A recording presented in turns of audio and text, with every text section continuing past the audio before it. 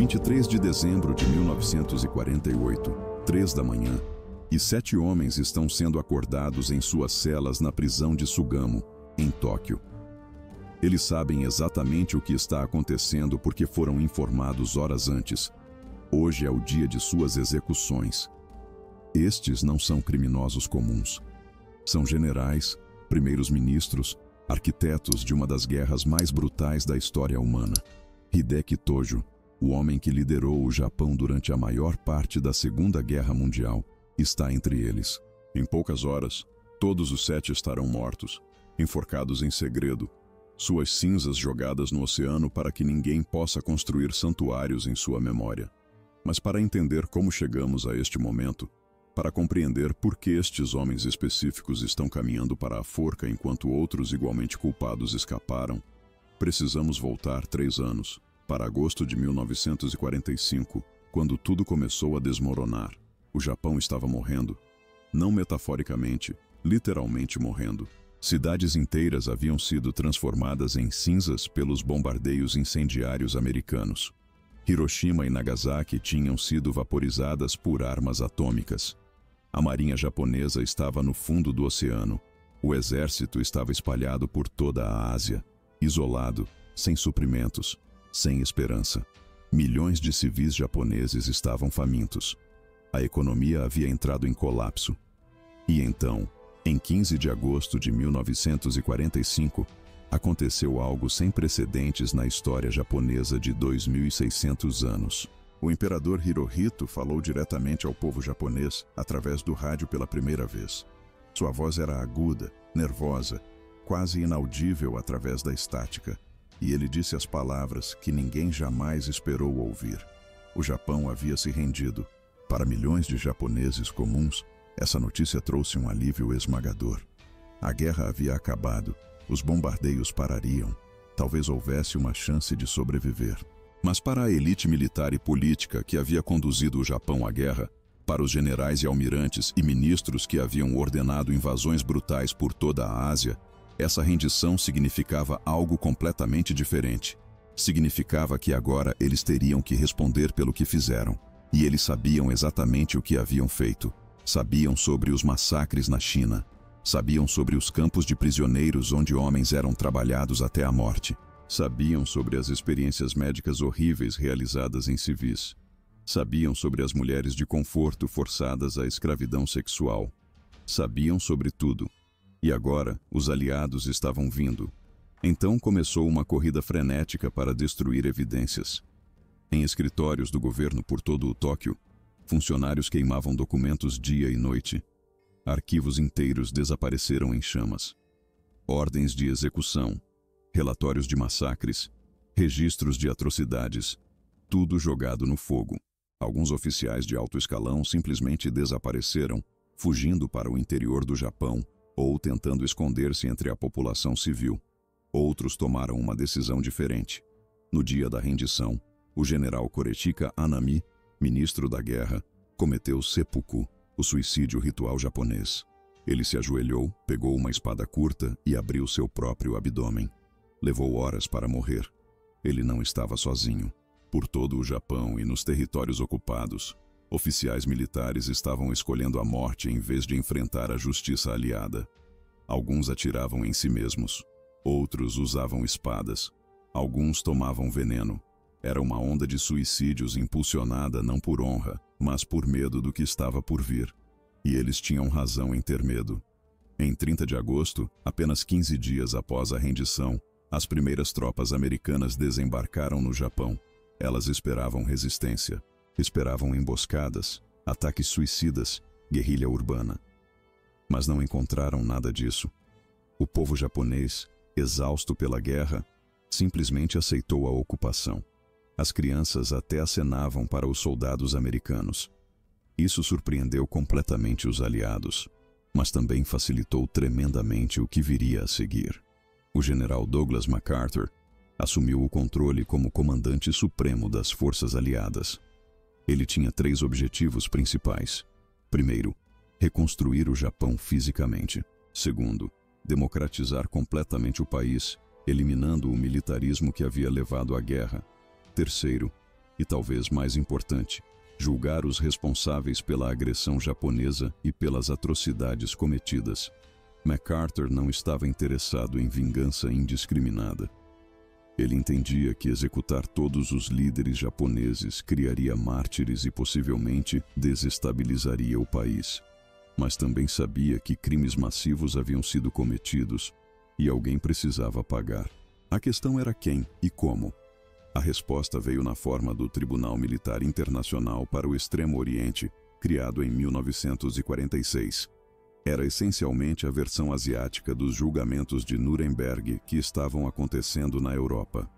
11 países participaram como juízes, incluindo Estados Unidos, Reino Unido, União Soviética, China, Austrália, Canadá, França, Holanda, Nova Zelândia, Índia e Filipinas. Todos haviam sido atacados ou ocupados pelo Japão. Todos queriam justiça. O tribunal dividiu os crimes em 3 categorias. Crimes de classe A eram crimes contra a paz, essencialmente planejar e conduzir uma guerra de agressão. Crimes de classe B eram crimes de guerra tradicionais, violações das leis da guerra. Crimes de classe C eram crimes contra a humanidade, atrocidades em massa contra civis. E então começaram as prisões. 28 líderes de alto escalão foram acusados de crimes de classe A. Não eram soldados comuns. Eram os arquitetos da guerra. Primeiros ministros, ministros de gabinete, generais de exército, almirantes da marinha, diplomatas de alto nível. A figura mais proeminente era Hideki Tojo, que havia sido primeiro-ministro e ministro da guerra durante os anos cruciais de 1941 a 1944. Ele havia dado a ordem para atacar Pearl Harbor. Havia supervisionado a brutalização de prisioneiros de guerra aliados. Havia implementado políticas que resultaram em milhões de mortes civis em toda a Ásia. Quando agentes americanos foram prendê-lo em sua casa, Tojo tentou se matar com um tiro no peito. Ele errou o coração e sobreviveu. Os médicos americanos, ironicamente, salvaram sua vida para que ele pudesse ser julgado e executado adequadamente. Outros acusados incluíam Koki Hirota, um diplomata e ex-primeiro-ministro, vários generais como Heitaro Kimura, Seishiro Itagaki e Kenji Doihara, todos com históricos sangrentos de brutalidade na China e em outros lugares. Todos foram levados para a prisão de Sugamo, em Tóquio, onde aguardariam julgamento. O julgamento começou em 3 de maio de 1946 e duraria mais de 2 anos. Foi uma operação massiva. A sala do tribunal foi especialmente construída no antigo prédio do Ministério da Guerra em Ichigaya. Havia tradução simultânea para japonês, inglês e vários outros idiomas. Centenas de testemunhas foram chamadas. Milhares de documentos foram apresentados como evidência. E lentamente, meticulosamente, os promotores construíram seu caso, revelando a extensão completa das atrocidades japonesas.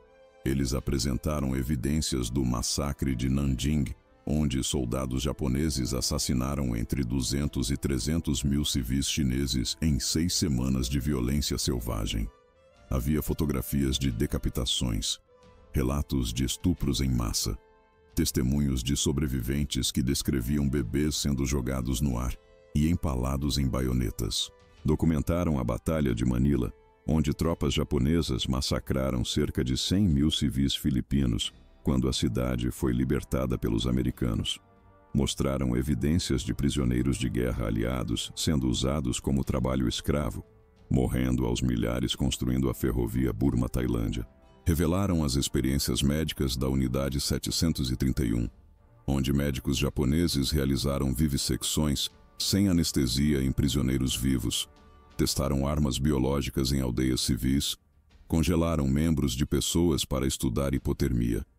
Apresentaram evidências do sistema de mulheres de conforto, onde dezenas, talvez centenas de milhares de mulheres, principalmente coreanas e chinesas, foram forçadas à escravidão sexual para as tropas japonesas. O acúmulo de evidências era esmagador. A defesa tentou argumentar que os acusados estavam apenas seguindo ordens, que estavam servindo seu país, que não tinham conhecimento de muitas atrocidades. Mas os promotores demonstraram repetidamente que estes eram os homens no comando. Eles sabiam. Eles aprovaram. Em muitos casos, eles ordenaram diretamente. Em 4 de novembro de 1948, após mais de 2 anos de testemunhos, o tribunal finalmente proferiu suas sentenças. Dos 28 acusados originais, 3 não chegaram ao fim. 2 morreram durante o julgamento. 1 foi considerado mentalmente incapaz. Dos 25 restantes, 7 foram condenados à morte por enforcamento. 16 receberam prisão perpétua. 2 receberam penas menores. Os 7 condenados à morte eram Hideki Tojo, Kenji Doihara, Seishiro Itagaki, Heitaro Kimura, Iwane Matsui, Akira Muto e Koki Hirota. Este último era o único civil no grupo, condenado por não ter impedido atrocidades quando era primeiro-ministro. As execuções foram programadas para 23 de dezembro, deliberadamente escolhido para ser logo após o aniversário do imperador Hirohito, mas antes do Ano Novo, quando os japoneses tradicionalmente honram os mortos. Os aliados não queriam que essas execuções se tornassem eventos comemorativos. Tudo foi feito em segredo absoluto. Apenas testemunhas oficiais foram permitidas. Nenhum jornalista japonês. As famílias dos condenados não foram informadas até depois. E então, naquela madrugada fria de dezembro, os 7 homens foram acordados, levados um por um para a forca construída especialmente dentro da prisão de Sugamo. As execuções começaram às 0h01. Doihara foi o primeiro, depois Matsui, depois Muto. Tojo foi enforcado às 0h20. Cada execução levou apenas minutos. Os corpos foram deixados pendurados por cerca de 20 minutos para confirmar a morte, depois levados para a cremação.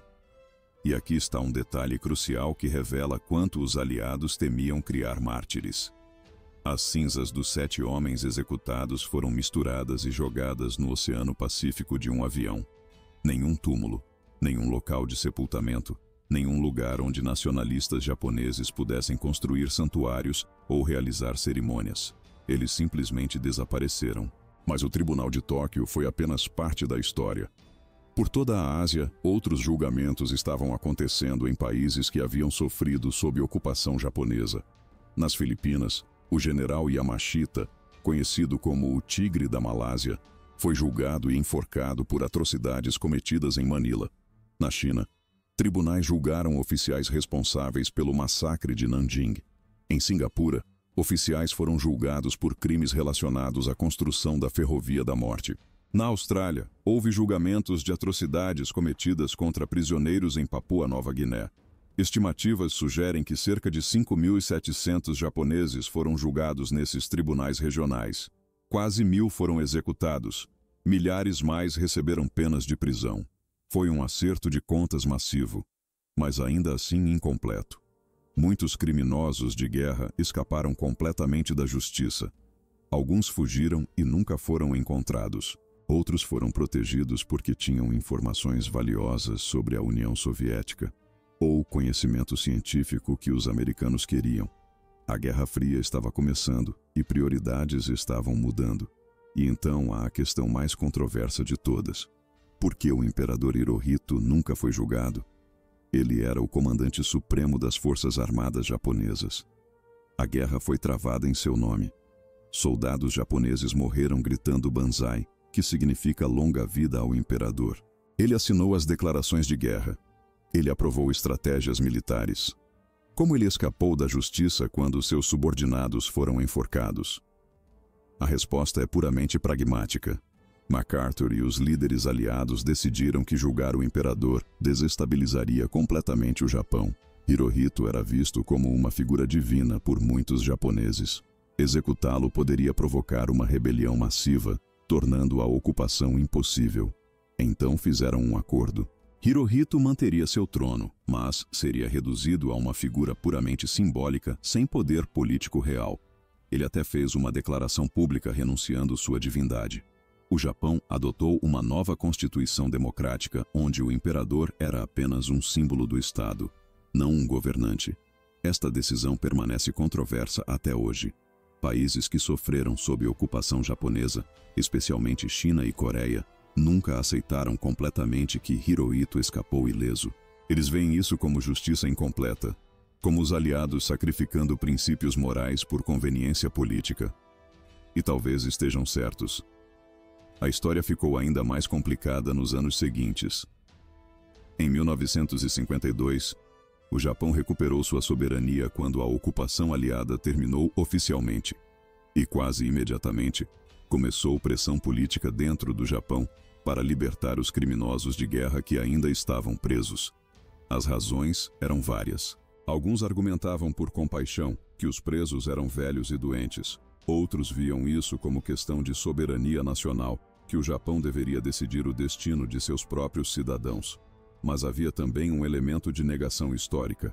Muitos japoneses nunca aceitaram completamente que seus líderes eram criminosos. Viam as sentenças como justiça dos vencedores, e então, gradualmente, os prisioneiros começaram a ser libertados. Alguns por razões de saúde, outros por bom comportamento. Em 1958, o último dos condenados de Tóquio foi libertado. Homens que haviam sido condenados à prisão perpétua por planejar guerras de agressão e supervisionar atrocidades em massa simplesmente voltaram para casa. Alguns até retornaram à vida pública.